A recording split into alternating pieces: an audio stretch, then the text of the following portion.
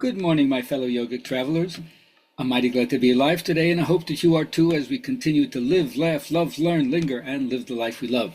It's Wednesday, so it's my bad joke day.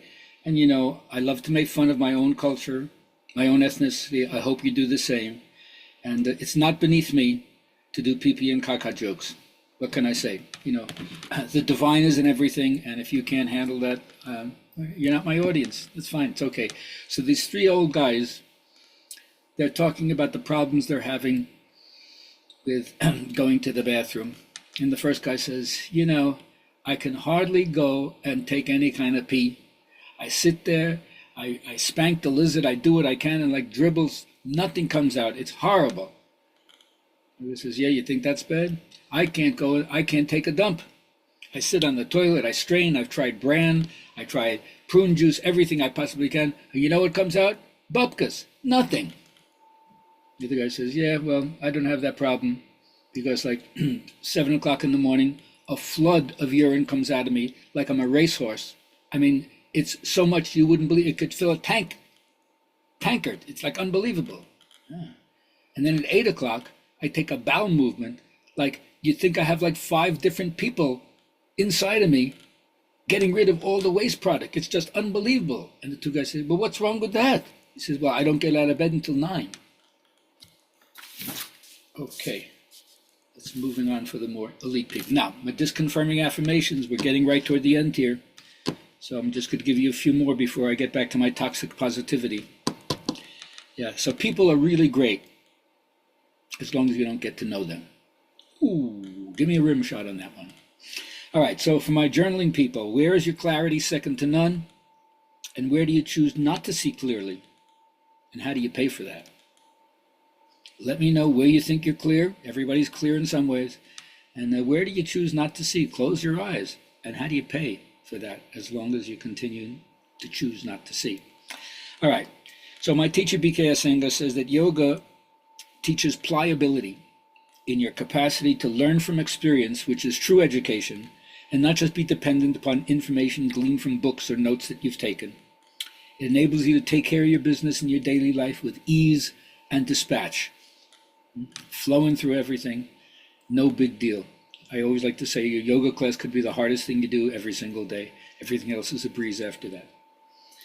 Now, because our culture provides few vehicles for us to convert our spiritual idealism into practical reality, it's up to us, and especially the older you get, the energies you release, they're not new, but they've been existing in you in latency. And so the older I get, I certainly don't have to worry anymore about being acceptable, being likable, and any of those other things that are considered respectable in society. I've learned to like uncage myself and not restrain myself like I used to when I was younger. People didn't think I restrained myself when I was younger either, but it's gotten better or worse depending on how you want to see it. Now, the really big questions are really big because they don't have solutions. In fact, they're mysteries. That's why they're big. To acknowledge the ultimate mystery and the evanescence of human life releases energies that have been pent up so you can enjoy each moment, enjoy each day, enjoy each person, enjoy each object, because you don't know when this moment may be your last. So seize the day. I hope it's a sobering realization that actually brings you joy and not depression, because the trickster figure in you is always going to find out how to get what they want without placating the high God. It has defiance to external authority, and it's going to move itself from exploit to exploit with amazing curiosity about the ways of the world. So let that irreverent part of you out. You'll find out it has a lot of wisdom and a lot of compassion at the same time, even though it seems to be so self-centered. But the trickster figures, even though they, in the stories, they seem to be working for themselves, they also are culture bringers, and they have a lot to share with society to move it forward. Now, the Taoist teaching that I've been sharing all week is really fantastic, because it says when wise students hear about the Tao, they carry it earnestly into practice right away. But then the average students think about the Tao every now and then. Foolish students laugh loudly when they hear the Tao. And if it weren't for the laughter, Tao wouldn't be what it is. So remember, every created form glistens in some way, shines in some way, shimmers as if it was a mirror of the spirit. And of course, it's true, the poor and the outcasts have the most trouble in believing that the world is a divine mirror. But you know what? So do the rich and the privileged. So it's up to you to focus your gaze and see through to the beauty that's there, even amidst the horror or the nightmare of history. So, remembering that whatever you impose upon your subconscious will be projected on the screen of space as condition, event, and circumstance. So, I implore you to look for reasons to feel good.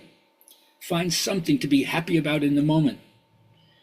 And rather than being acclimated in any way to the disallowance of your own well-being, be joyful and appreciative, not counting on any experience to be pleasant in order for you to be connected to living spirit, the source of yourself. Have a great day.